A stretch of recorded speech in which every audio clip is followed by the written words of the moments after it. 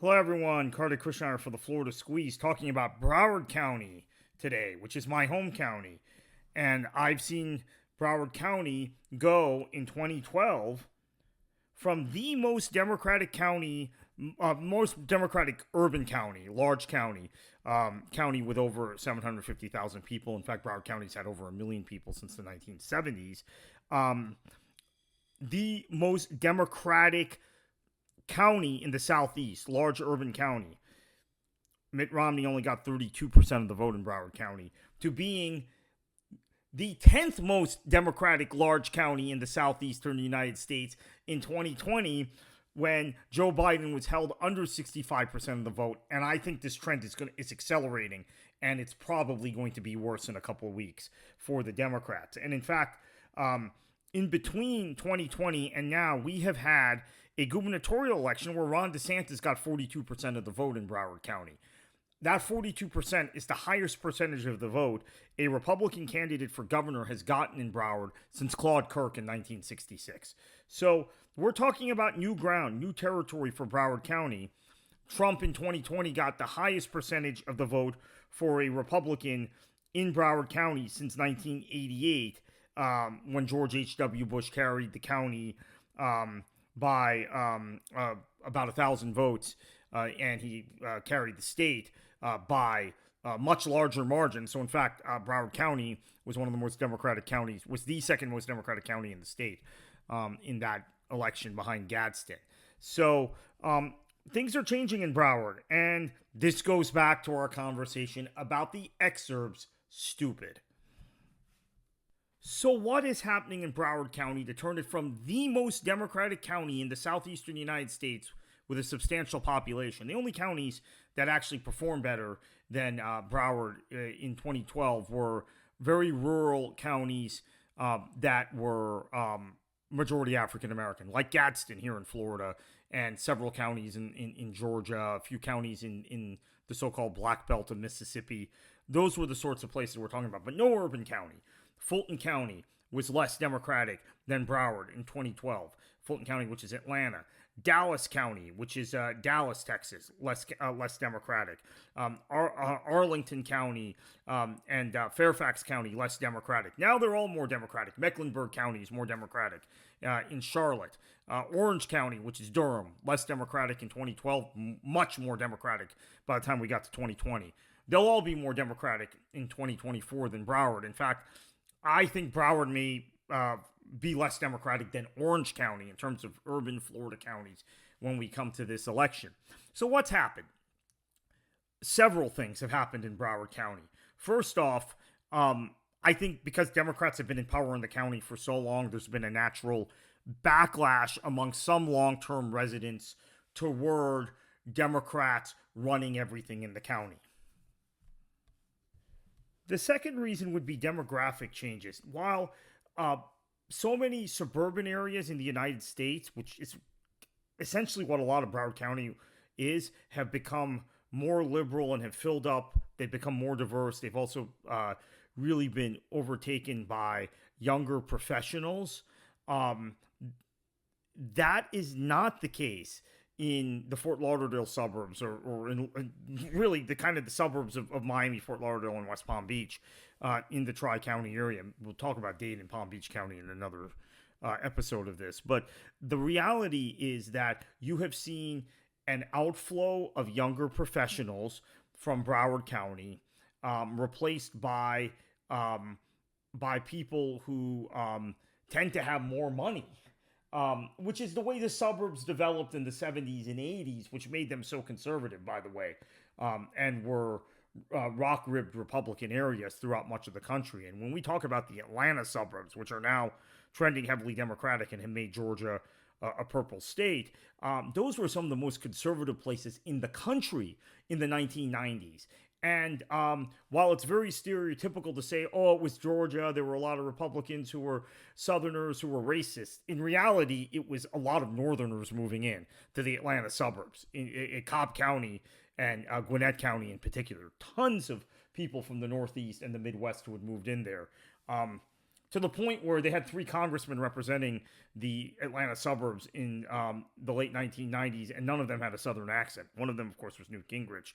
The other 2 were John Linder and Bob Barr, both of whom had been born in the Midwest. So a lot of that's happened in Broward.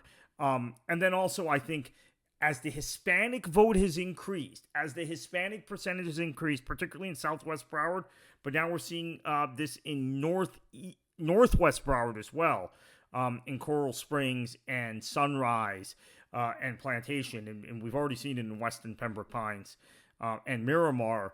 Those areas are becoming more Republican.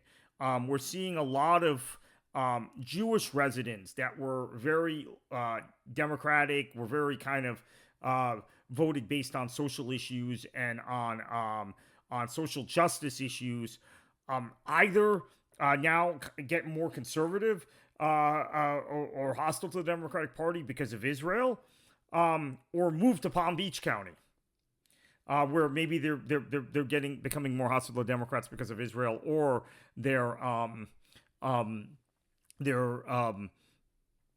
just not they're voting there as Democrats, right? But they're being replaced by Latinos, and then also a lot of wealthy people. There are people who bought second homes that are in Broward County, that are living in the western suburbs of Broward County. East of US 1 in Broward County, by the way, has always been very conservative. Places like Lighthouse Point, the eastern portions of Fort Lauderdale, not Hollywood, but Fort Lauderdale, Lighthouse Point, eastern portions of Pompano Beach have always been very conservative.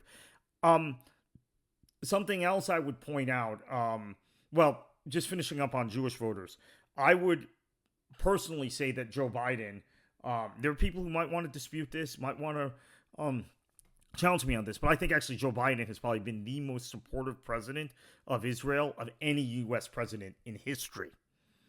And if anyone cares to debate me about that, I'm open to that. Supporting Israel is different than supporting Bibi Netanyahu or the Likud party. Just remember that.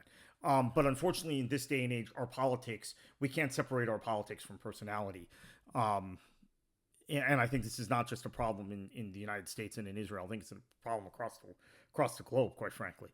And so another reason Broward County is trending towards the Republicans, I think a big part of it is, as I mentioned, Hispanic voters moving in, is the feeling that the Democratic Party has not delivered necessarily for working class people. And Broward always had kind of a higher density housing, higher, but obviously, as I said, it's had over 1 million people since 1970, but it had higher density housing than Palm Beach County, for instance, higher density housing than Hillsborough or Orange County. So there were more union households in Broward County, and a lot of those union households, despite their leadership being very, very pro-Democratic Party, as we see in the union movement in general, the union leaders endorsed Democrats, although the Teamsters didn't this time, but a lot of the households are switching to Republicans, and the rhetoric of Donald Trump is certainly, and Ron DeSantis is certainly more appealing to them than the rhetoric of Jeb Bush or George W. Bush was. So we're seeing that. So this is a real concern for Democrats. Look, if the Democrats don't run up the margins they did in Broward County, if the Democrats can't win Broward County by 250,000 votes in a presidential election, they have no chance of winning Florida. None. Zero. And I don't think those sorts of margins are possible at this point with the shifts we've seen. In fact, through 293,000 votes was the margin that Hillary Clinton won Broward County by over Donald Trump. Raw votes, 293,000. The margin in the last election was less. It was 285,000 votes. Still enough to be competitive statewide. If it wasn't for Dade County, maybe Biden carries Florida. But I don't think it's going to be 250,000 votes this time, the inkling I'm getting. I think it's going to be under that. I think it's going to be a county where Yes, I mean, I'm not saying Harris isn't going to win Broward, but it's going to be maybe a 200,000 vote margin, which isn't good enough.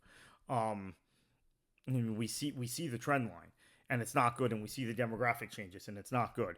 So, if you look back at the Democratic wins in this state, I mean, most famously 1994, right? Lawton Childs wins Broward County by about 200,000 votes. He wins statewide by about 60,000.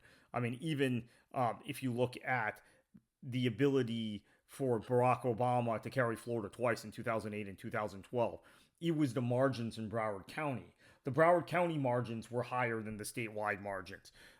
In 2008, for example, Obama carried Broward County by somewhere in the neighborhood of 260,000 votes. He carried Broward County by close to 300,000 votes in 2012. That is larger than the statewide margin. So this is pretty critical, and unfortunately, the demographic trends are what they are, and I think you could argue that the Democratic Party in Broward County was so comfortable and was so beset by infighting for years, and they sat on their hands. I was on that executive committee at one point. I mean, I saw how it was run compared to other counties. I mean, remember, I had worked for the state party at one point. I worked individually for multiple county parties, not Broward, but other counties. And Broward County to me was very kind of like very complacent. There was a lot of complacency, and you didn't really have Republicans to fight in the county, so you fought one another. And all of those things are coming home to roost now. So that's where we are with Broward County, and I hope I'm wrong about this, but I just get the inkling that it's not going to go well on election day in Broward. Not going to deliver the margins that are needed for Democrats.